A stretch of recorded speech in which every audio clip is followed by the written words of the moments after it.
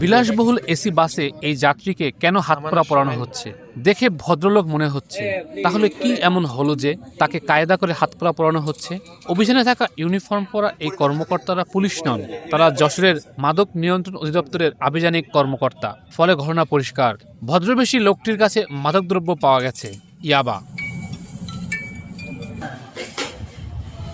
এবার দেখা যাক এসি বাসের এই ভদ্রযাত্রীর ব্যাগের ভেতরে দামি মোড়কে কিভাবে রাখা ছিল ইয়াবা। খুবই কায়দা করে আলাদা আলাদা পোটলায় 10,000 পিস ইয়াবা বহন করছিলেন এই ব্যক্তি।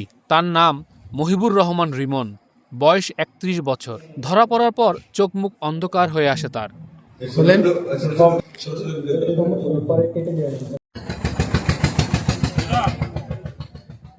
12 অক্টোবর রাতে যশোর মাগুরা মহাসড়কের ইসালির মনোহরপুর এলাকায় সোহাগ পরিবহনের একটি বিলাসবহুল বাসে অভিযান চালায়। মহিবুর রহমানের রিমনের ব্যাগ থেকে উদ্ধার করা হয় কয়েক স্তরে মোড়ানো ইয়াবার চালান। এই রিমনের বাড়ি চট্টগ্রামের সীতাকুণ্ড উপজেলার কুমিরা ইউনিয়নের মাসিজিদ্দা গ্রামে।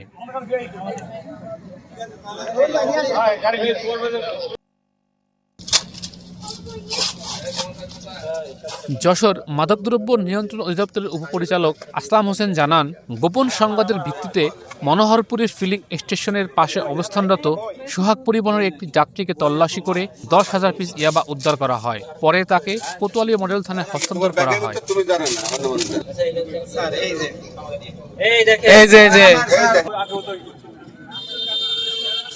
যশোর মাদকদ্রব্য নিয়ন্ত্রণ অধিদপ্তরের পরিদর্শক নাজমুল হোসেন খাতিনি বাদী হয়ে মহিবুর রহমানের রিমনের বিরুদ্ধে মাদকদ্রব্য নিয়ন্ত্রণ আইনে মামলা করেছেন।